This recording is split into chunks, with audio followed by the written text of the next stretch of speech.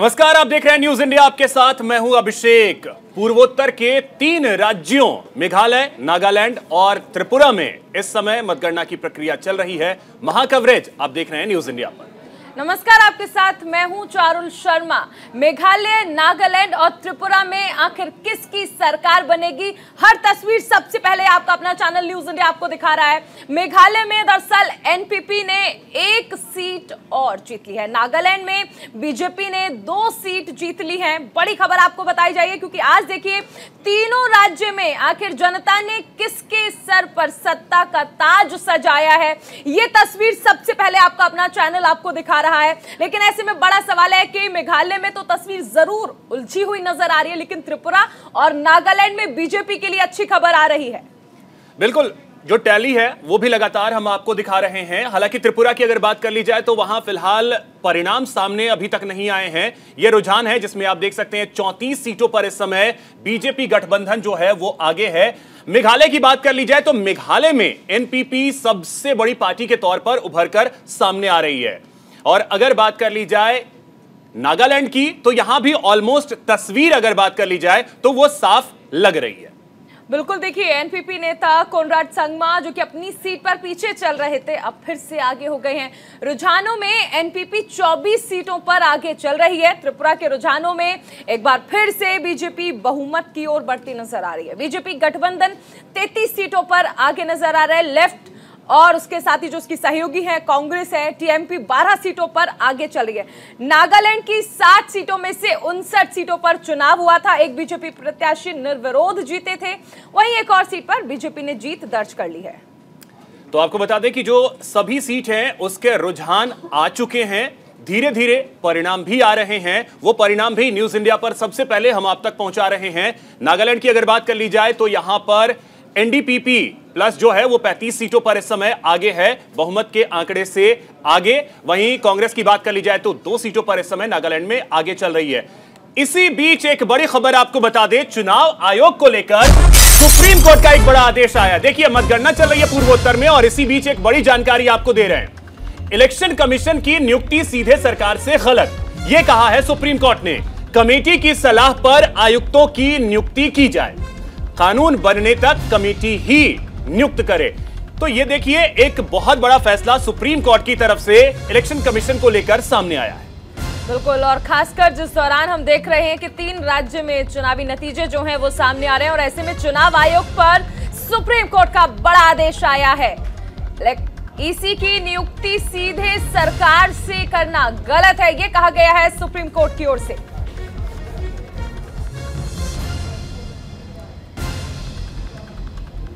इस बीच एक बड़ी खबर नागालैंड से आ रही है, जहां पर बीजेपी के खाते में 2 सीट जाती नजर आ रही है। तुएनसांग सदर से 1 सीट से बीजेपी की जीत हुई है। वहीं तुएनसांग सदर पे अगर हम दूसरी सीट की बात कर ले तो यहां पर भी बीजेपी का जो प्रत्याशी है वो जीतता नजर आ रहा है। एनसीपी के टोयांग चांग को 5644 वोटों से हराया है। तो ये बड़ी जानकारी आपको दे रहे हैं। अकुलूतो सीट पर बीजेपी के काजेटो पहले ही निर्विरोध चुने गए हैं। तो अब देखिए नागालैंड में तस्वीर धीरे धीरे अब साफ होने लगी है। जो रुझान थे वो अब परिणाम में तब्दील होने लगे हैं। टैली हालांकि अब जो दिख रही है, माना यह जा रहा है कि ऑलमोस्ट यही परिणाम हो सकते हैं, क्योंकि अब काउंटिंग की अगर बात कर ली जाए तो 4 घंटे से ज्यादा का वक्त हो चुका है। सुबह 8 बजे काउंटिंग की प्रक्रिया शुरू हुई थी, 12 बज चुके हैं, 12 से ज्यादा होने जा रहे हैं, 12:05 हो चुके हैं। और ऐसे में अगर अब जो रुझान है वही परिणाम में तब्दील हो जाए तो शायद यह कहना गलत नहीं होगा। मेघालय की बात कर ली जाए तो यहां सबसे ज्यादा मुकाबला जो है अब रोचक होता हुआ दिख रहा है। बीजेपी 5 सीटों पर यहां फिलहाल आगे चल रही है रुझान में। कांग्रेस 10, एनपीपी 24 सीटों पर इस समय आगे है। अदर्स की बात कर ली जाए तो वो 20 सीटों पर, यानी किंग मेकर यहां पे अदर्स हो सकते हैं, ऐसा लग रहा है। हालांकि एनपीपी और बीजेपी अगर साथ आते हैं, क्या इसकी भी परिस्थिति बनती है, यह देखना आगे अहम होगा।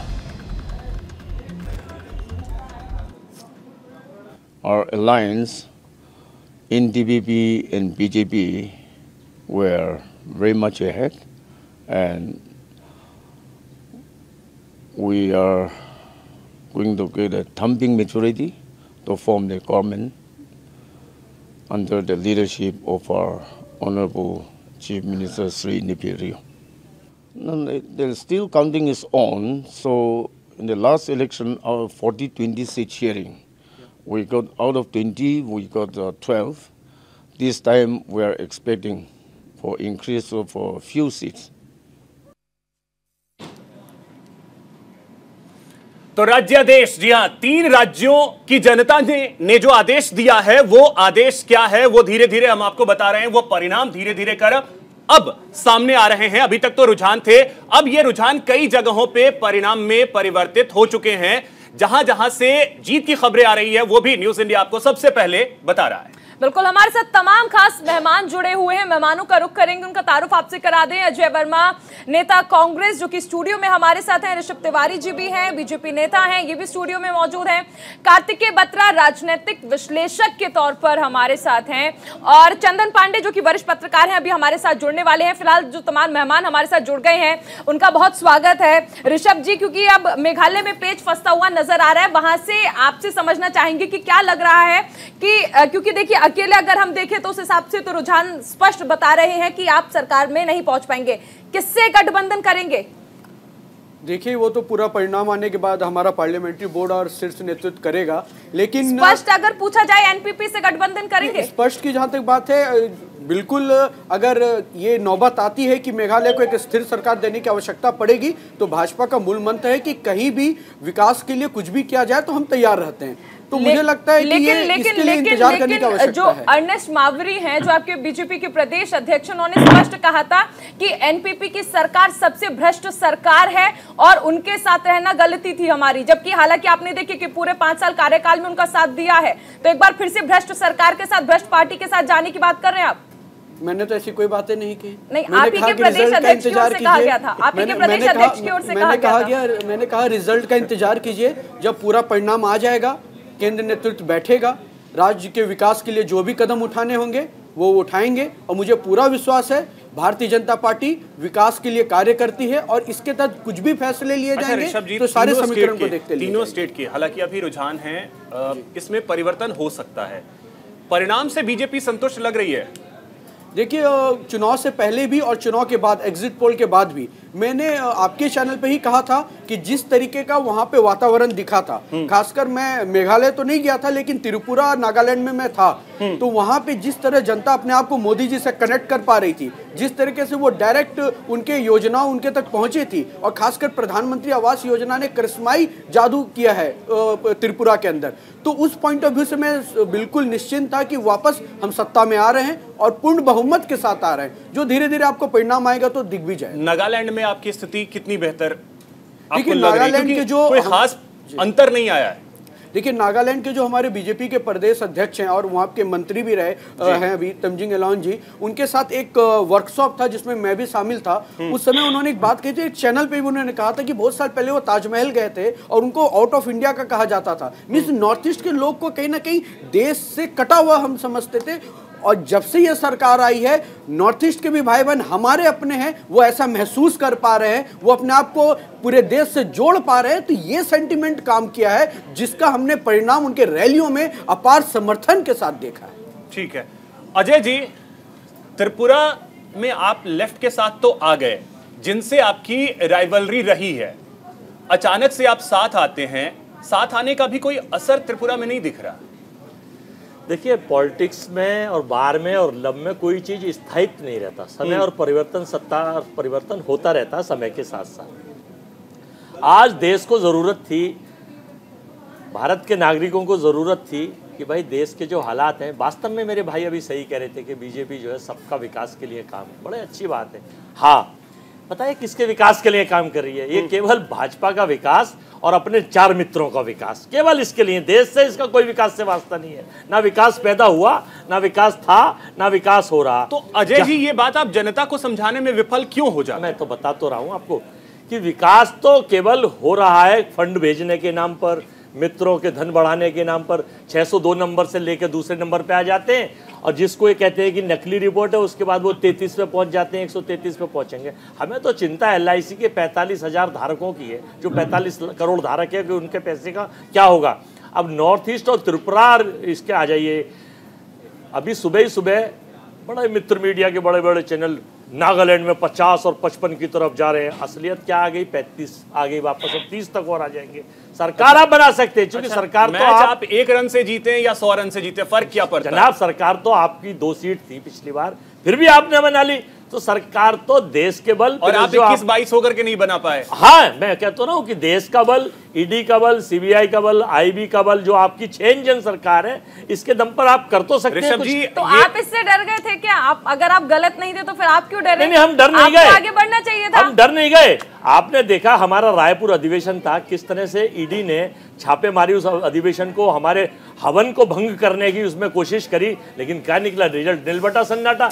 ये काम केवल अपोजिशन के साथ करते हैं। क्या स्थिति देख रहे हैं? मैं आपसे अजय जी ये समझना चाहूंगी, क्योंकि देखिए इस वक्त अगर हम त्रिपुरा की टैली हम देखें तो बीजेपी ठीक है फिलहाल जो हम देख रहे हैं, अभी नतीजे नहीं है, लेकिन रुझान जो है वो बीजेपी उसमें अच्छा करती हुई नजर आ रही है। आप लेफ्ट के साथ हैं, लेकिन क्या टिपरा मोथा के साथ जाएंगे?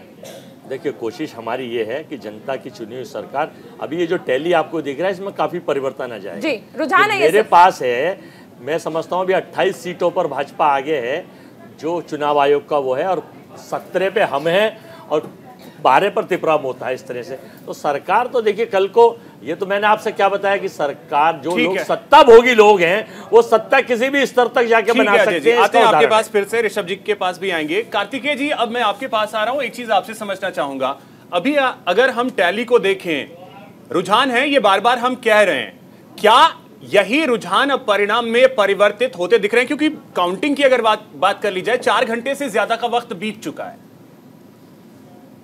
नहीं, और मैं इसमें ये भी जोड़ दूं कि अगर हम राउंड वाइज भी देखें तो त्रिपुरा में इस समय काफी सारी सीटों पर 3, 4, 5 राउंड की काउंटिंग हो चुकी है। तो आगे पीछे 1-2 सीट, देखिए बीजेपी के लिए ये इतनी कंफर्टेबल मेजोरिटी नहीं है पिछली बार की तरह। तो ये जो 3 का जो कुशन है, ये कम भी हो सकता है, बढ़ भी सकता है। अगर कम होता है तो बीजेपी के लिए प्रॉब्लम खड़ी हो सकती है, लेकिन जहां तक मैंने सुना और चैनल्स पे, शायद त्रिपुरा मोथा ने बीजेपी के सामने कंडीशनल ऑफर रखा है कि हम आपके साथ आ सकते हैं। तो इस समय अगर यथास्थिति बनी रहती है तो बीजेपी जो 32-33 सीटें, 1 सीट आईपीएफ की आ रही है। लेकिन आपने ये भी सुना होगा कि प्रद्योत जी ये कहते हुए साफ नजर आए, क्या जरूरत पड़ी तो फिर हम खरीद लेंगे बीजेपी के एमएलए, और कोई बड़ी चीज नहीं है, क्योंकि उनका भी पैसा है और हमारा भी पैसा है। मैंने ये नहीं सुना, हो सकता है। हाँ, तो कहने का मतलब आज ही बयान दिया उन्होंने। कार्तिकेय जी, आप मतलब भर की चीज सुनते हैं। मैं कह रहा हूँ कि परमिटेशन कॉम्बिनेशन सारे पॉसिबल हैं इस समय, लेकिन क्योंकि बीजेपी का इस समय सेंटर में भी वर्चस्व है, तो उनके में एडवांटेज जाता है क्लोज इलेक्शन में। लेकिन अभी तो त्रिपुरा उनकी तरफ क्लियर जाता हुआ दिख रहा है। लेकिन ये जरूर है कि जिस बढ़िया मेजोरिटी पिछली बार वो आए थे, उससे स्थिति कम हुई है। जो मेरे ख्याल 43 सीटें थी पिछली बार आईपीएफटी कांग्रेस की मिला के, वो इस समय 33 पे सिमटती हुई दिख रही है। इसके सबसे बड़ा कारण त्रिपुरा मोथा का जो समय के कुछ महीनों में एक आध कार्तिकेय जी, टिपरा मोथा जिस उद्देश्य के साथ मैदान में उतरी है, वो उद्देश्य पूरा होता दिख रहा है। अगर डबल डिजिट में रहती है तब तो ठीक है, सिंगल डिजिट अगर जाती है तो फिर क्या लगता है कि जो उद्देश्य टिपरा मोथा का था वो पूरा हो रहा है? आप मुझे एक बात बताइए, प्रैक्टिकली आपको लगता है कि टिपरा मोथा का उद्देश्य अचीवेबल है? नहीं, अगर बीजेपी 30 से नीचे जाती है तो बीजेपी उनका उद्देश्य बीजेपी को हराना नहीं था, उनका उद्देश्य था त्रिपुरा लैंड जी, कि हमें एक अलग राज्य चाहिए। का कमिटमेंट तो कोई भी देने को तैयार नहीं है, ना बीजेपी ना कांग्रेस। बस ये कहा जा रहा है कि जो संविधान में होगा वो करेंगे। वो प्रैक्टिकल भी नहीं है ना, क्योंकि आप त्रिपुरा का अगर बनावट देखें, उसकी सेंसिटिविटी देखें, तो वो शायद प्रैक्टिकल भी इतना नहीं है। खैर, मेरा मतलब है कि अगर कहने को तो वो कह रहे त्रिपुरा लैंड मेरा ऑब्जेक्टिव है, अगर उनका ऑब्जेक्टिव किसी तरीके से सत्ता में आने का है तो वो ऑब्जेक्टिव पूरा हो जाएगा। लेकिन अगर सही में उनका त्रिपुरा लैंड का है तो ना वो पहले होना था, ना वो अब होगा। मैं कार्तिकेय जी रोकना चाहूंगी। एक और बड़ी खबर आ रही है, नागालैंड में एक और सीट पर नतीजे जो हैं वो घोषित हो गए हैं। बड़ी खबर, ट्वेनसांग सदर 2 सीट से आरपीआई अठावले की जीत हुई है। आरपीआई अठावले 400 वोटों से जीते हैं। तो देखिए नतीजे जो हैं वो अब आगे बढ़ते हुए नजर आ रहे हैं। एनडीपीपी के उम्मीदवार को उन्होंने हराया है। नागालैंड में एक और सीट पर नतीजे जो हैं वो घोषित हो चुके हैं। कार्तिकेय जी, जिस तरह हम बात कर रहे हैं, देखिए इस अगर हम बात कर लें, क्योंकि त्रिपुरा में टिप्रालैंड की बात हो रही है, तो नागालैंड का भी चुनाव हुआ है और वहां पर भी फ्रंटियर नागालैंड बनाने के लिए बात हो रही थी और उसको लेकर भी हमने देखा कि कई तरह के आंदोलन हुए। 6 जिलों को मिलाकर वो जिस तरह से बनाना चाहते हैं एक फ्रंटियर नागालैंड, फिर अगर टिप्रालैंड की मांग को पूरी की जाएगी तो फ्रंटियर नागालैंड की मांग भी जो लगातार उठ रही है उसको भी पूरा करने की बात कही जाएगी। मैं इस पर आपका जवाब लूंगी, लेकिन अभी एक बहुत छोटे से ब्रेक के लिए रुकना पड़ रहा है। आप बने रहिए न्यूज इंडिया के साथ।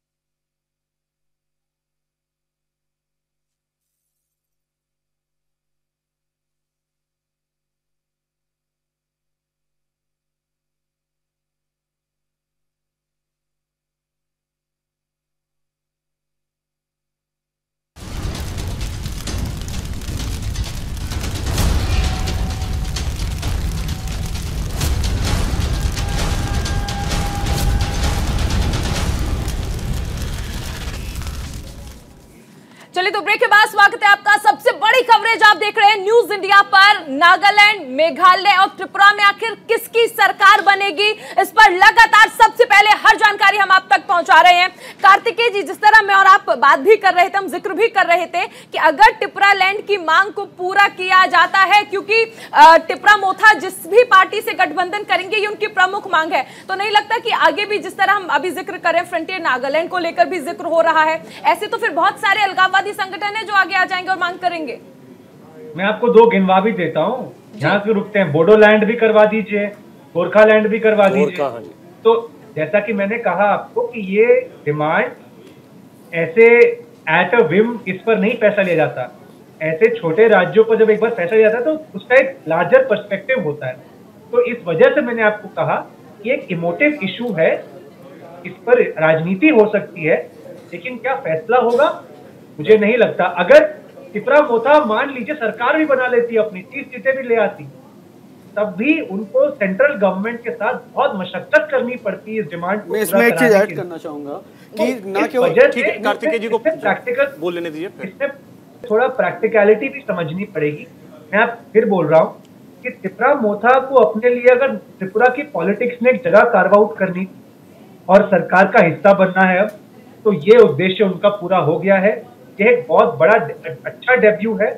इन्होंने पहले ट्राइबल काउंसिल के चुनाव में भी स्वीप किया था, तो इनकी अब एक एस्टैब्लिश पार्टी बन गई है। आईपीएफटी की पूरी जगह इन्होंने भर की है और सबसे बड़ा नुकसान पहुंचाया है बीजेपी को। और आईपीएफटी जो बीजेपी का ट्राइबल अलायंस पार्टनर था, उससे खत्म ही कर दिया। वो तो केवल 5 सीटें दी बीजेपी ने 60 में, है ना? ठीक है। आईपीएफटी भी तो टिप्रालैंड की मांग पर अड़े थे। नहीं अड़े थे ना, वो डाइल्यूट कर गए थे।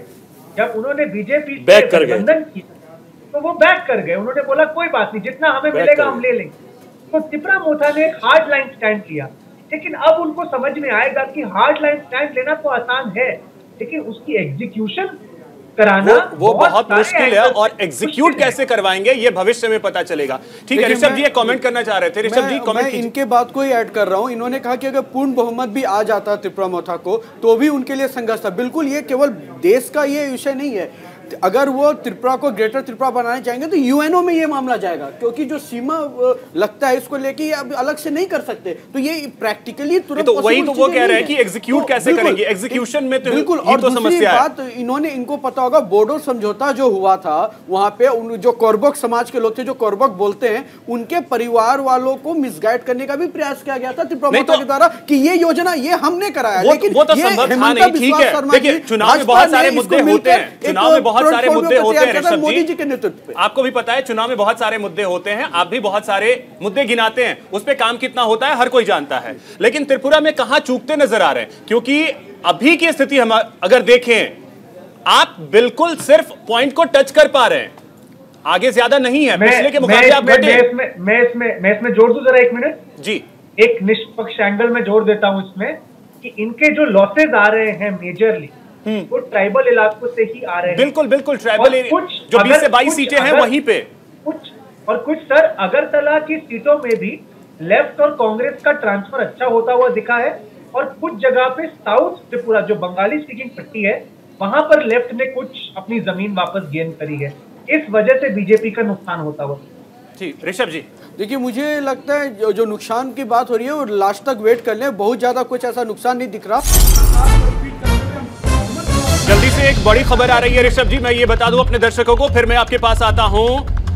यहां पे एक और सीट से जो परिणाम है वो सामने आ गया है। नागालैंड की 4 सीटों पर नतीजे जो हैं वो अब घोषित हो चुके हैं। बोलिए ऋषभ जी।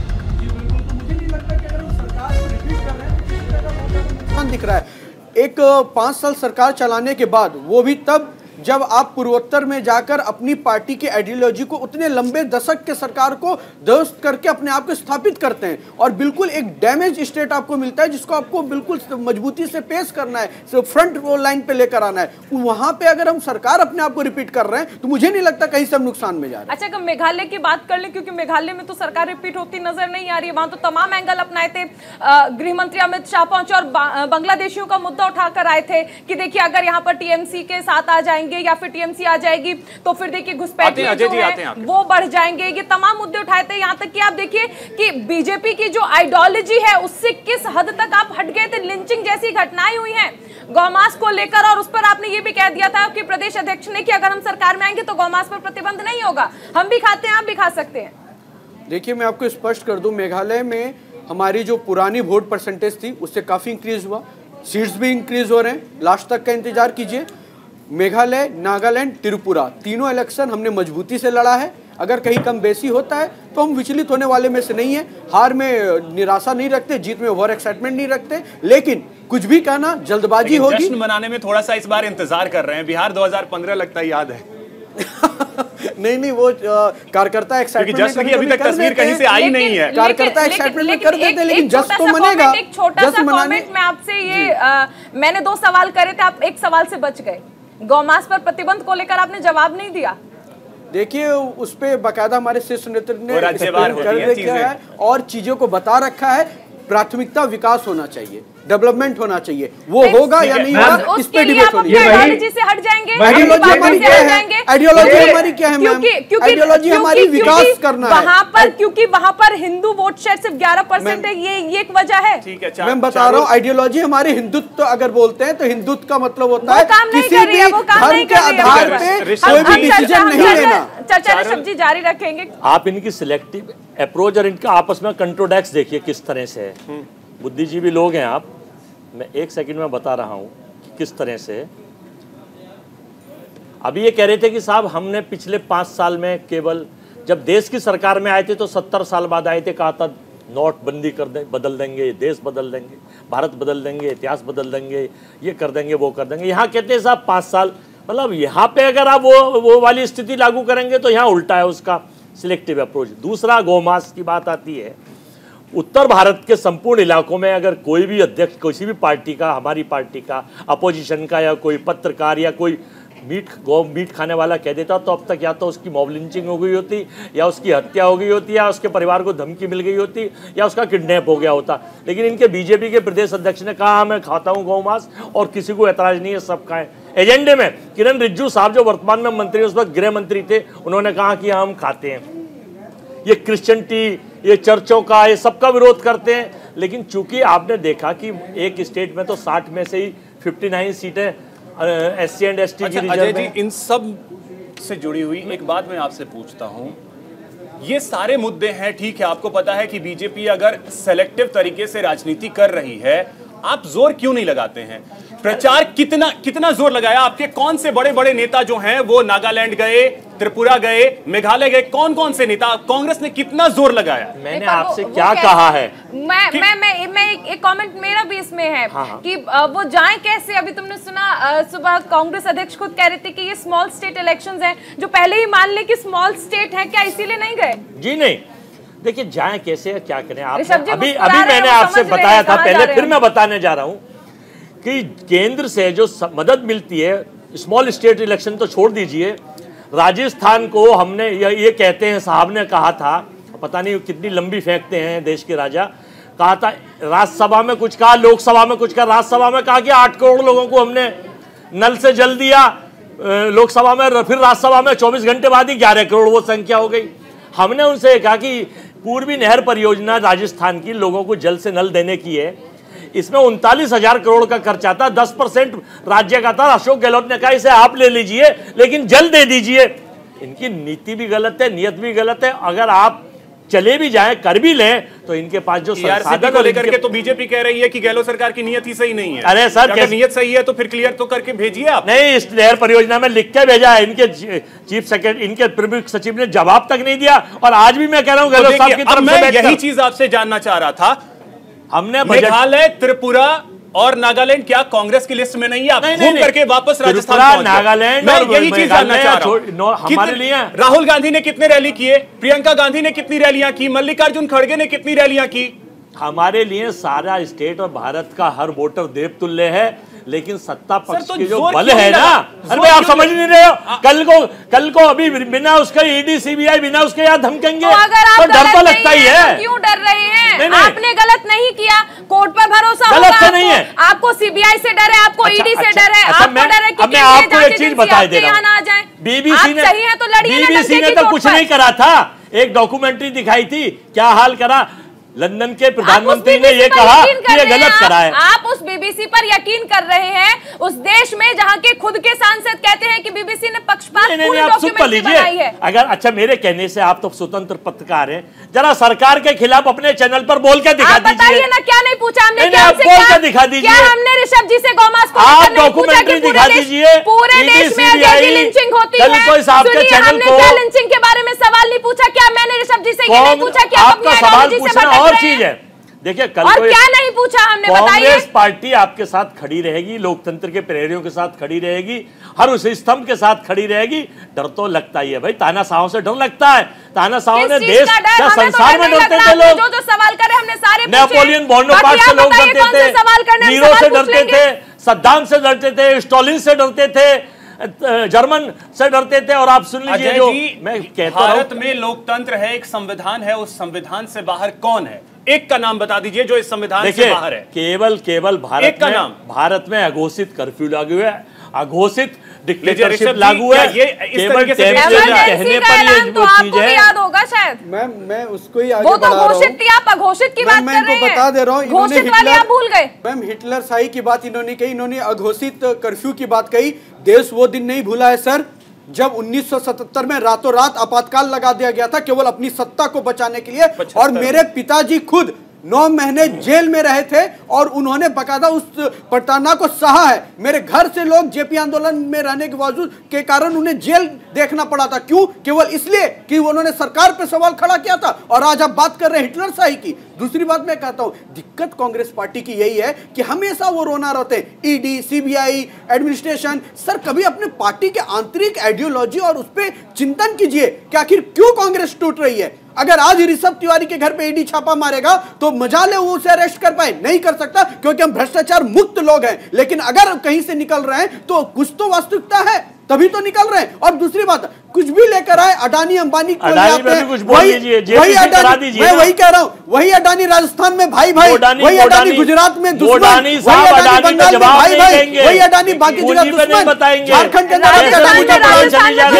कैरेक्टर नहीं चलेगा। राजस्थान में तो red carpet, double selected crore 10,000 crore के लिए अडानी भाई आइए, स्वागत है, स्वागत करते हैं। जनता के विकास के लिए तो हम दुश्मनों को भी इनवाइट कर लेंगे, आपको भी कर लेंगे।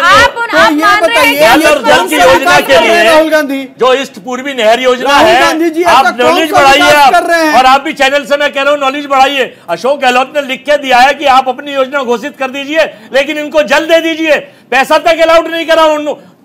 2051 तक वो योजना पूरी होनी है और उसमें 10% स्टेट सरकार का है और 90% नहीं है। बजाय कांग्रेस हार रही है, इस पे चिंतन कीजिए कि आखिर कांग्रेस ये हम चिंतन कर लेंगे। कितनी साल से करेंगे? आप कैसे जीत रहे हैं, हार रहे, आप कैसे जीत रहे करिए, कैसे जीत रहे? विकास करके जीत रहे, अंत्योदय मूल मंत्र से जीत रहे, केवल 4 लोगों का से जीत रहे, मित्रों का विकास हो रहा है करके जीत रहे, केवल मित्रों का विकास हो रहा है। गरीब आदमी और गरीब हो रहा है। इन्फ्लेशन का रेट लेके लीजिए, अभी गांव जाके बुनकर समाज की महिला जब अपनी बात के खरब रुपए से ज्यादा व्यापार घाटा बढ़ गया है तो जाके विकास होता है। आज कर्जदार है 1,09,000 रुपए प्रति व्यक्ति कर्जदार है। आंकड़ों की बात कर लीजिए, उठाने की आंकड़े बहुत दिखाते रहे आपको, बार बार मुंह की खानी पड़ती है और मुंह की खाएंगे और अगर आप इस चीज को नहीं मान रहे तो आगे भी विपक्ष में बैठे रहेंगे। हमें अफसोस होता है कि कोई मजबूत विपक्ष नहीं है, हमें भी अफसोस होता है, खेलने में मजा नहीं आता है। सर झूठ बोलो, ओवर कर रहे हैं आप लोग, कम से कम बैटिंग तो अच्छा कीजिए, सही से तो करिए।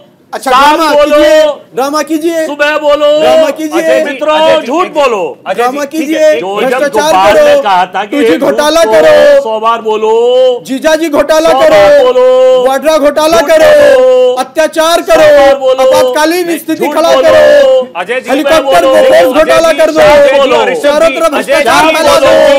देखिए बोलो अजय जी, ऋषभ जी, अजय जी शांत। आप लोग एक दूसरे की पार्टियों पर सिर्फ आरोप लगा रहे हैं, अपनी पार्टी ने क्या अच्छा किया वो नहीं कह रहे हैं। मैंने अच्छा ही कहा, 18,000 गांव बिजली अच्छा कहा, 2 से 16 एम्स अच्छा कहा। अरे मैडम, राष्ट्रपति के यहाँ ये कहा था कि 2022 तक हर घर को मकान मिलेगा, परसेंटेज उठाइए। थोड़ा ये कहा झूठ बोलो, ये कहा था कि 23 तक बिजली हर घर पहुंच जाएगी। बैठ के सरे प्रथम राष्ट्रपति के घर बिजली 2023 में लगी है। शौचालय बनाए गए, शौचालय के हालात देख लीजिए। चलिए रुकते एक बड़ी खबर आ रही है। महाराष्ट्र उपचुनाव में बीजेपी को बड़ा झटका लगा है। पुणे कस्बा पेठ सीट पर कांग्रेस को जीत मिली है। बड़ी खबर, 28 साल बाद कांग्रेस ने यहां पर बीजेपी को हराया है। बड़ी खबर आपको बताई जा रही है महाराष्ट्र उपचुनाव से जुड़ी हुई, जहां पर बीजेपी को बड़ा झटका लगा है। 10,950 वोटों के अंतर से ये कांग्रेस को जीत मिली है। अजय जी, एक अच्छी खबर महाराष्ट्र से आ गई आपके लिए। देखिए, और स्टेट में भी बाय इलेक्शन चल रहे हैं। झारखंड का बताइए सर, रिजल्ट आ जाएंगे अभी थोड़ी देर में, और भी चल रहे हैं। ऋषभ जी, आते रहेंगे परिणाम, हम बता रहे रहेंगे, परिणाम हम बताते रहेंगे। एनडीए गठबंधन आ गया। अरे भाई सुन लीजिए, अभी ये लोग कहते हैं सबका साथ सबका विकास, ये क्या करते हैं? सबका साथ सबका विनाश, बीजेपी का विकास। इनके मित्र थे पहले शिवसेना के, क्या हाल हुआ वहां? ईडी सीबीआई बेच के सिंधे के घर धमका के सरकार किस तरह से गिराई बनाई। झारखंड वाले इनके मित्र थे, ईडी सीबीआई, खनन घोटाला, कोयला घोटाला इनके मित्र थे, इस्तेमाल कर लिया। तीसरा यहाँ आ जाइए पंजाब में शियद वाले, भाई ये चाहते हैं कि हम ही सब जगह भूमिका में रहें और सबका विनाश कर दें। बिल्कुल, क्योंकि हम विकास रोकेंगे। हमारे साथ चंदन पांडे जी जुड़ गए हैं, वरिष्ठ पत्रकार हैं त्रिपुरा से। चंदन जी, इस वक्त की स्थिति जो हम त्रिपुरा में देख रहे हैं, टिपरा मोथा को लेकर देखिए जो अहम होती जा रही थी, अब उसमें क्या कुछ तस्वीरें साफ हो पाई है? किससे गठबंधन हो सकता है या बीजेपी खुद ही आगे बढ़ने वाली है?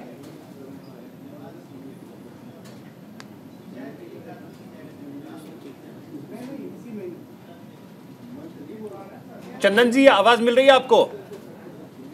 जी देखिए, फिलहाल जो राउंड्स 5th राउंड तक जो काउंटिंग हो चुकी है, उसके बाद जो रुझान आ रहे हैं उससे ये साफ प्रतीत होता है कि बीजेपी अकेले ही गवर्नमेंट बनाने के लिए सक्षम है। अभी अगर हम जाए, बीजेपी प्लस उनके जो इंडिपेंडेंट कैंडिडेट हैं कांचनपुर से एक लड़ रहे हैं, उनको बीजेपी का समर्थन मिला हुआ है। उसके बाद उनके जो अलायंस पार्टनर है indigenous people front of Tripura से जो कैंडिडेट है शुक्ला नोआपिया, वो भी अच्छा वोट से लीड कर रहे हैं। जुलाईबाड़ी एसटी सीट है वो, तो दोनों को अगर हम ऐड कर दे बीजेपी के साथ, बीजेपी क्लियर मेजोरिटी में है। फिलहाल उन्हें किसी के साथ अलायंस में जाने की कोई जरूरत नहीं दिखाई दे रही है। अच्छा चंदन जी, इसमें एक और चीज आप जरा सा समझा पाए, आप वहां पे हैं त्रिपुरा में, आप चीजों को देख रहे हैं। कांग्रेस और लेफ्ट का जो गठबंधन रहा है, देखिए दोनों में राइवलरी चलती रही है, दोनों एक दूसरे के खिलाफ वहां चुनाव लड़ते रहे हैं, एक दूसरे के खिलाफ सरकारें रही हैं। क्या वोट ट्रांसफर हो पाना इस बार मुश्किल रहा है? वोटर्स कंफ्यूज्ड हुए हैं वहां पे, यही वजह है कि 16 सीटों पर इस समय आगे दिख रही है ये गठबंधन। किसी को हमला हुआ है तो वो कांग्रेस को हुआ है, क्योंकि कांग्रेस जो सिर्फ 13 सीट में कॉन्टेस्ट कर रही थी उसमें से उन्हें 6 सीटों में बढ़त मिली हुई है। हालांकि हम अगर लेफ्ट को देखें, पिछले बार वो 60 से 60 सीट में वो लड़े थे और इस बार वो लड़े हैं 43 सीट्स में, उनमें से वो 10 से 12 सीटों में ही लीडिंग में है। तो एक तरफ अगर देखा जाए कांग्रेस को सीपीआईएम के साथ सीट शेयरिंग में जाने की वजह से सीपीएम का जो वोट बेस था वो उन्हें मिला है, मगर सीपीआईएम को जो कांग्रेस का सपोर्ट लिए थे उन्होंने बाकी सीटों पे तो कुछ खास सपोर्ट मिला नहीं है। और यहाँ पे तिप्रामथा का एंट्री हो जाता है। तिप्रामथा ने कंप्लीटली सीपीआईएम का जो ट्राइबल बेस था पूरा खत्म कर दिया है, जिस वजह से सीपीआईएम या फिर लेफ्ट का जो वोट शेयर है इस बार पिछले बार से भी काफी नीचे जा चुका है और वो ट्रेंड्स में रुझान में हम देख पा रहे हैं। तो बीजेपी को नुकसान कौन पहुंचा रहा है? गठबंधन या टिपरामुथा सबसे ज्यादा नुकसान बीजेपी को पहुंचा रहा है, बीजेपी गठबंधन को? जी देखिए, तिप्रामथा को अगर हम देखें दोनों तरफ से, अगर हम देखें पिछले बार जब इलेक्शन हुई थी तब हमने देखा था कि आईपीएफटी जो कि इस बार भी लड़ रही है केवल 5 सीटों में, पिछले बार आईपीएफटी लड़ रही थी बीजेपी के साथ, जिस वजह से बीजेपी को 50+ सीट्स में आईपीएफटी का सपोर्ट था और जिन सीटों में इंडिजिनस पीपल का जो अच्छा एक पॉपुलेशन है वहां पे बीजेपी को क्लियर कट मेजोरिटी मिल गया था। पर मगर इस बार अगर हम देखें यहाँ पे जो ट्राइबल वोट था वो कम्प्लीटली तिप्रामथा की तरफ स्विच हो गया, ना कि यानी केंद्र ने जो योजनाएं चलाई थी इतनी सारी वो कुछ खास असर करती नजर नहीं आई। तिप्रामथा ने पूरा सुपड़ा साफ कर दिया है। चंदन जी बने रहिए। ऋषभ जी, जिस तरह अभी चंदन जी बता रहे हैं, क्योंकि त्रिपुरा से हमें सारे अपडेट्स पहुंचा रहे हैं, तमाम योजनाएं एकलव्य स्कूल योजना को लेकर हो या फिर महिलाओं को लेकर, जितनी योजनाएं आपने चलाई थी और खासकर देखिए महामहिम का नाम हमने लगातार सुना कि देखिए हमने देश को पहली आदिवासी महिला राष्ट्रपति दिया है, ये तमाम एजेंडे काम ही नहीं आए हैं त्रिपुरा में। देखिए सब कुछ तिप्रामथा ले गया। मैं ऐसा बिल्कुल नहीं मानता सब कुछ तिप्रामथा ले गया। 20 बिल्कुल एसटी सीट हो सकते हैं, उसके बाद और भी सीटें जहां एसटी डोमिनेटिंग सीटें हैं। 35 सीटों पे एसटी का प्रभाव है, ये हमें समझने की आवश्यकता है। दूसरी बात, भाजपा ही पहली ऐसी सरकार है जिन्होंने जनजाति मंत्रालय का गठन किया। जनजाति गौरव दिवस देने का काम भी भाजपा ने किया। पहली जनजाति महिला को राष्ट्रपति बनाने का काम भाजपा ने किया। ट्राइबल्स फ्रीडम फाइटर जो हीरो जिनको देश नहीं जाना था उनको भी देश के सामने लाने का काम भाजपा ने किया। नागालैंड से पहली महिला को राज्यसभा भेजने का काम भाजपा ने किया। तो आदिवासी इस रूप से चीजों को देख रहा है कि कौन आज तक केवल आदिवासियों का भला भला करके उनको ठगते रहा। अगर इन लोगों ने ही सब कुछ कर दिया था तो आज हमें यह करने की आवश्यकता क्यों पड़ रही है? लेकिन आज हम इस रूप से काम कर रहे हैं। पूरे समाज का विकास आप कैसे मान लेते हैं? क्योंकि आप देखिए ना, जनादेश किस ओर जा रहा है, आप देखिए ना कि वोट किस ओर जा रहे हैं। पूर्ण बहुमत के साथ हम आ रहे हैं। दूसरी बात, मैं ये बात आपको स्पष्ट कर दूं, कांग्रेस पार्टी जब उनका गठन हुआ था तो लोग आजादी के लिए बहुत सारे लोग उनके साथ जुड़े थे। उसके बाद जब ये पॉलिटिकल पार्टी के रूप में तैयार हुई तो इन्होंने कहा था कि हम भारत का नव निर्माण करेंगे। लेकिन जब जनसंघ के बाद जनता पार्टी के बाद भाजपा बनी है, उन्होंने कहा पूर्ण निर्माण करेंगे। अच्छा, तो जब हम पूर्ण निर्माण की बात करते हैं तो सांस्कृतिक कल्चर को लेकर हम अगर नहीं बनता है, अगर नहीं बनती है पूर्ण बहुमत की सरकार, अगर नहीं बनती है, अभी सिर्फ रुझानों पे आप नहीं मान सकते हैं, नहीं बनती है तो क्या करेंगे? क्या ऑप्शन है? टिपरामथा के साथ जाएंगे तो नहीं जाएंगे? क्योंकि टिपरामथा तो ये भी कह चुके हैं कि आपके विधायक खरीद लेंगे। वो इतना भी कॉन्फिडेंस दिखा रहे हैं प्रद्योत जी। अब ऐसे में दूसरी बचती है आईएनसीएल। अगर अजय जी अच्छे से बता पाए, खरीद लेंगे किसको? अजय जी किसको खरीद लेंगे? छोड़ क्या रहे वो नवरत्न कंपनी मैं पूछ रहा हूं की हर चीज को खरीद लेंगे। आप इतने हल्के कि आपको कोई खरीद लेता है? अरे भैया इतने हल्के आप किसी को भी खरीद लेंगे, इतने हल्के आपके पास संसाधन पे आइडियोलॉजी बेच देते हैं। पूरे देश देख रहा है कि आप किस तरह से धमका के सरकार गिराते हैं। अपने विधायक को इतना बदनाम, इसलिए आपके विधायक टूटते हैं, इसलिए आपके विधायक लोकतंत्र को रंजित कर रहे हैं भाई। आप लोगों ने मध्य प्रदेश में किस तरह से आपने लोकतंत्र को रंजित करा, अच्छा किस तरह से कर्नाटक में रंजित करा, गोवा में रंजित करा, महाराष्ट्र में रंजित करा, किस तरह से अरुणाचल में रंजित करा और राजस्थान के देवतुल्य वोटरों ने आपको तमाचा मारा, वो वापस आपको कर दिए गए। हरियाणा के रिसोर्ट में करोड़ों रुपए आपने दे दिए, ये पूरा देश देख रहा था। और किस तरह से हवाई जहाज में नहीं,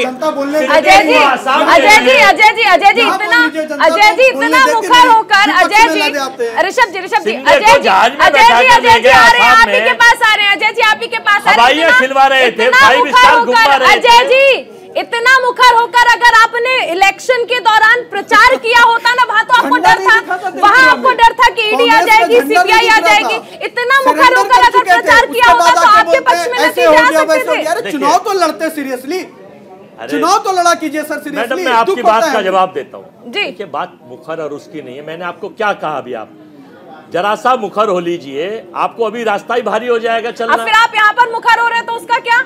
नहीं रास्ता, फिर आप कल को ये शिकायत मत कीजिएगा। जनता को मैसेज तो जाएगा, कुछ होने दीजिए, जनता को मैसेज सामने से दीजिए, लोगों के पास जाइए, टीवी डिबेट में बैठ के इसी माध्यम से तो ये आए हैं, हिटलर ने भी यही काम करा था, वो भी इसी माध्यम से आया था, इसी माध्यम से आए हैं प्रचार तंत्र से। देखिए अजय जी, तो आप फॉलो कर रहे हैं बीजेपी को, हम नहीं कर रहे हैं। अभी तो आप कह रहे हैं कि इसी माध्यम से ये आए, हम इनका आप बता रहे हैं ना, मैडम की बात का जवाब दे रहा हूं। आपने भारत जोड़ो अमित शाह जी ने तो राजस्थान में कोटा की एक जनसभा में कहा था कि 85,000 जो हमारे पेट, वो वीडियो है मैं दिखा दूं, बोले सुबह झूठ बोल दो और शाम को माफी मांग लो। अच्छा चलिए हम मुद्दों की बात करते हैं, मुद्दों की बात करते हैं। अजय जी मुद्दों की बात करते हैं। ऋषभ जी सवाल आपसे है, क्योंकि आपका पहले भी गठबंधन था एनपीपी से, अभी आपने कहा कि अगर बनती है बात तो हो सकता है। अब आप मुझे ये बताइए कि अगर मुद्दों की बात कर ले मेघालय में तो किन किन मुद्दों पर काम करेंगे? इनर लाइन परमिट की मांग जो लगातार एनपीपी की ओर से की जा रही है, उस पर काम किया जाएगा। इसके साथ ही बांग्लादेश का जिस तरह से कहा जाता है कि घुसपैठिए यहाँ पर आ जाते हैं, उस पर किस तरह से काम किया जाएगा? असम सीमा विवाद को लेकर आपने देखा है कि कितनी बार मांग उठती रही है, कौन कौन से मुद्दे हैं जिस पर काम किया जाएगा? नॉर्थ ईस्ट का एक कंबाइंड सबसे बड़ा मुद्दा है वहाँ स्किल ट्रेनिंग की, क्योंकि वहाँ के लोग अक्सर प्लान करते थे, तो स्किल पे हमारा फोकस है। वहाँ पे एंटरप्रेन्योरशिप कैसे डेवलप हो, वहाँ पे कैसे फैक्ट्रियाँ मूव हो, कैसे वहाँ पे IT sector, special economic zone कैसे वहाँ डेवलप हो सके, इसके लिए हमारी प्राथमिकता रहेगी। और सबसे बड़ी बात, ये ऐसे स्टेट हैं जहाँ पे इंटरनल सिक्योरिटी बहुत इंपॉर्टेंट होता है, तो उस पॉइंट ऑफ व्यू से भी, आंतरिक सुरक्षा के पॉइंट ऑफ व्यू से भी हम वहाँ पे डिफेंस सेक्टर को मजबूत करेंगे। इनर लाइन परमिट पर काम होगा, सेक्टर को जी इनर लाइन परमिट पर काम होगा। देखिए मुझे आपको एक बात बताने में कोई संकोच नहीं है कि अगर आप त्रिपुरा बिल्कुल बांग्लादेश के बॉर्डर पे लगता है, और बांग्लादेश के साथ बिजनेस पॉइंट ऑफ व्यू से एक रिसेंटली बहुत बड़ा समझौता भी हुआ है और एक बाकायदा कॉरिडोर भी तैयार हो रहा है, तो ये किसके फायदे के लिए है? ये नॉर्थ ईस्ट के फायदे के लिए है। आपके मित्रों को पोर्ट दिए जा रहे हैं, नॉर्थ ईस्ट के डेवलपमेंट के लिए। और बांग्लादेश डेवलपमेंट अभी रोहिंग्या का मामला आएगा तो रोहिंग्या कैसे, अरे कितने रोहिंग्या आपने 2014 से 2023 तक आपने कितने रोहिंग्या बाहर कर दिए? भाजपा, लेकिन आप जब नॉर्थ ईस्ट में चले जाएंगे तो भूल जाएंगे, और जब आप यूपी में आ जाएंगे जो रोहिंग्या अत्याचार कर रहे हैं, रोहिंग्या। अरे भाई ये छोड़ दीजिए, सिवाय इसके कि आप केवल नीति भी खराब, नियत भी खराब, सोच भी खराब, सब कुछ खराब, फिर भी सत्ता में हम आ रहे हैं। आप सब कुछ विपक्ष में आ रहे हैं, सबसे ज्यादा अनुभव किसी को विपक्ष में रहा है तो भारतीय जनता पार्टी को है, वो मत भूलिए। अजय जी जो परिणाम है त्रिपुरा से, अच्छी खबर आपके लिए बस इतनी है कि सीटों की संख्या जो है कुछ बढ़ती हुई दिख रही है, क्योंकि आप गठबंधन के साथ गए हैं। मेघालय और नागालैंड के जो अभी रुझान अगर आप स्क्रीन पे देखें, कांग्रेस को लगता है कि इससे संतुष्ट है वो, कि ठीक है भैया हमने बीजेपी की सीटें घटा दी, बहुत है। नहीं, हमारी 10 सीटें मेघालय में आ रही हैं, और पिछली बार आपने देखा कि बीजेपी की बी टीम, ममता बनर्जी और केजरीवाल जी बी टीम के रूप में काम करते हैं, इनको मेघालय में पिछली बार कांग्रेस 21 पर थी, उस हिसाब से तो फिर आपको सोचना चाहिए नुकसान है। इस तरह से मैनेज कर रखा है कि हम तुमको फंड दे देंगे, पैसा दे देंगे, देश की योजनाओं में भागीदारी कर देंगे, बस आप वहां जाइए, टिकट काटिए, वोट काटिए, बस कोई बात नहीं है, काट रहे हैं, काटने दीजिए, जनता आने वाले कल में, आज नहीं कल 10 पर आ रहे हैं, आपको इसका नुकसान नहीं है? नहीं, पिछली बार हम 21 थे यहाँ, वही मैंने कहा 21 से 10 पे आ रहे हैं। नहीं 11 तोड़ के तो ये ले गए ना हमारे टीएमसी को, इन्होंने भिजवा दिया अपनी बीटी। वही कह रहे हैं, फिर ऋषभ जी वही कहेंगे कि आपके विधायक कितने हल्के हैं? हल्के नहीं है, जब सामने डंडा डर दिखाई देता है तो डर कुछ सब आदमी हल्का भारी बराबर हो जाता है। चलिए तो बधाई तो कम से कम दे दीजिए अजय जी, बधाई तो दे दीजिए त्रिपुरा के लिए। अरे इन सबको सारों को बधाई है इनकी नीति और नियत के लिए कि किस तरह से मुद्दों से भटका कर और इस तरफ ही लगाना चाहते हैं। जनता को इतना बेवकूफ समझते हैं कि वो जनता बहुत ईमानदार है, इतना बेवकूफ आपने बेवकूफ समझा। लड्डू 5 किलो ऋषभ जी, लड्डू कब से बनना शुरू होगा? क्योंकि अभी तक आप इंतजार कर रहे हैं, अभी तक देखिए कहीं से जश्न की तस्वीर नहीं आई है। ये भी बड़ा अजीब लग रहा है कि बीजेपी जश्न न मनाए। देखिए राजनीतिक अनुभव में मैं इनसे बहुत छोटा हूँ, और कई दफ़ा कुछ ना कुछ सीखने का प्रयास भी करता हूं हर लोगों से। एक बात तो मैं इनकी तारीफ करूंगा कि इनको पता है कि क्या रिजल्ट आएगा, फिर भी मजबूती से बोलते रहते हैं। सर मैं उम्मीद करूंगा आपकी इस क्वालिटी को कांग्रेस संगठन मजबूत करने में यूज करे। एक बात मैं कह देता हूं, कांग्रेस पार्टी के अंदर अंतरकलह जब तक समाप्त नहीं होगा, जब तक आइडियोलॉजी पे वो वर्क नहीं करेंगे, परिणाम इसी रूप से आते रहेगा। ये ईडी सीबीआई का रोना रोते रहिए, पहले पार्टी को मजबूत कीजिए। हमें भी दुख है कि कोई मजबूत विपक्ष बिल्कुल। देखिए यानी बहुत कुछ करने की जरूरत है, लेकिन फिलहाल लगातार हर तस्वीर सबसे पहले आपका अपना चैनल न्यूज इंडिया आपको दिखा रहा है। दोनों खास मेहमानों का हमारे साथ जुड़ने के लिए बहुत शुक्रिया।